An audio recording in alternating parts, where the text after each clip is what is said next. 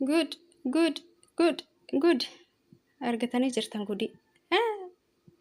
Mucaan dheengadda booyu kalee isaa keessaa fudhattee intalattiin bochiste dhiira biraa irratti jaalatte deemte. Har'a kun waagaa isii argatte. Tadachaa meeqaan isii caaltu ta'aa meeqaan isii caaltu ta'a dhaabbataan isii caaltu ta'aa hundaan isii caaltu amalaanis isii caaluu dandeetti.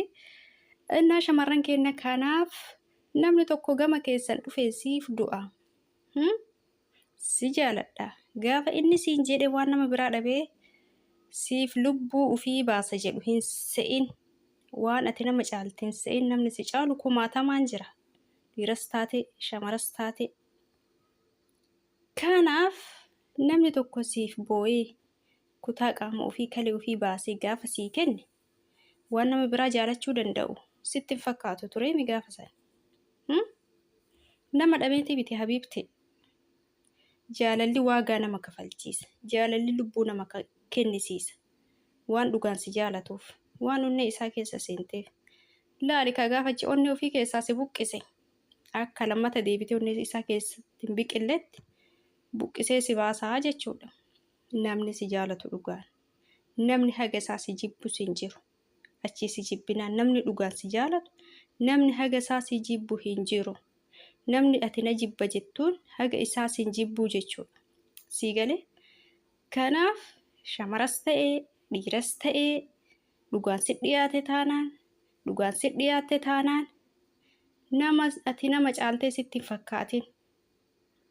Ilaalcha akkasittu namoota baay'ee keessa jira. Ustaazni kennallee rabbii wali araarsa wali araaramanii osoo wali araaramuu baatanii isiin irratti kan qoostu ta'e akkanumaa jechuudha. Isiin bakka isiif jechan du'a dubartiin isii caaltu hin jirtu dubartiin biraa natti mul'attu isii malee. Aan isii malee dubartiin biraa dhiira fakkaattee natti mul'atti jedhee gaafa inni miidiyaarra ol ba'ee boo'usan. Yoon qalbii isaa cabse nama biraa jaalachuu hin danda'u. Nama ana caalu dhabee tanaaf du'aa jira jettee akkasitti hin laalin. Kasi caalu kumaatamaa fi miliyoonaa fi biliyoonaa jira habiibti.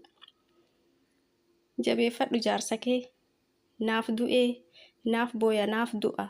Waan barbaadee ta'e akka barbaadee isarratti ta'e nan jibbuu onnee ofii keessaa na baasuu hin danda'u jettee hin yaadin habiibtiitiyya. Akkuma jaalalli jiru jibbis jira jechuudha. Namni dhugaan si jaalate gaafachi si jibbe jibbaan inni si jibbu jaalala siif qabu san caalaa jechuudha. Gaafachi si jibbe qulqulleessee dhiqee onnee ofii keessaa si baasa. Buqqisee jechuudha. Odoo dhiifamaayyuu sii godhe bakka duraan sii qabu san siif hin qabu. Annaa akkasii hin qoosinaa nama caaltanii isinitti hin fakkaatin.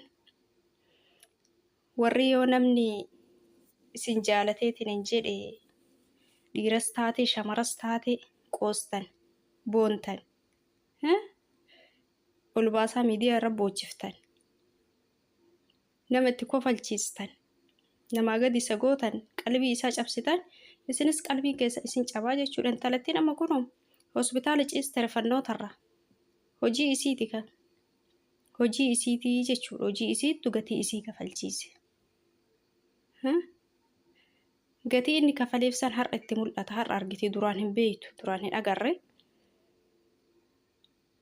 Kanaaf isin jedha obboleeyyan waa irraa barattu jennee yaanna waa irraa baranna barumsa irraa arganna jenneeti yaanna barumsa irraa fudhanna jenneeti yaanna እና ስለዚህ ህይወታችሁ ላይ አትደራደሩ ለማለት ፈልጌ ነው።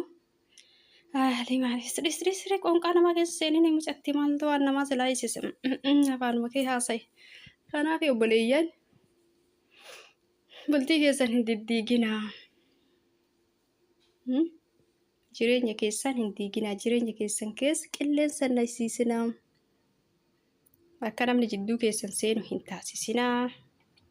Intalli kun har'a ofumaa jireenya ofii diide. Ofumaaf of miitee jechuudha. Osoo inni sii miidhe rakkoon qabu. Isiin garuu har'a ofumaaf of miitee jechuudha. Gatii jaalala isaa wallaaltee irratti deemtee argitanii jirtan. Dhugaa dubbachuuf mucaan kun interview seef irratti akkatti qalbii isaa cabee taa'u. dhiifama sii godha garuu si wajjin jiraachuu waan hin danda'amne jedheen. Dhiifama inni godhuuf sun afaanumaan dhiifama jedhe malee onnee isaa keessa isii baase jechuudha buqqisee. Achitti deebuu hin dandeettu bakka. Kanaaf obboleeyyan nama isin jaalatu akka isin jibbu hin godhina. Ofuma haa isin jibbu malee isin akka isin jibbu harkaataa isin jibbu irratti hojjetinaa jechuu barbaadeeti. Kanaaf waa irraa barattu, barumsa irraa argattu. Namni miidhame immoo nama isa miidhe san caalaa waa hunda argataa jechuudha. Nama isa caalu waa hundaan amalaanis ta'ee jaalalaanis ta'ee isinii galee namni miidhame booddeen isaa waan gaarii milkaayaa jechuudha. Akka miidhametti nafu nama isa miidhe santuu miidhamee argamaa jechuudha. Akkasii obboleeyyan kiyya kanaaf hin qoqqoosinaa. Qoosuun hin barbaachisu.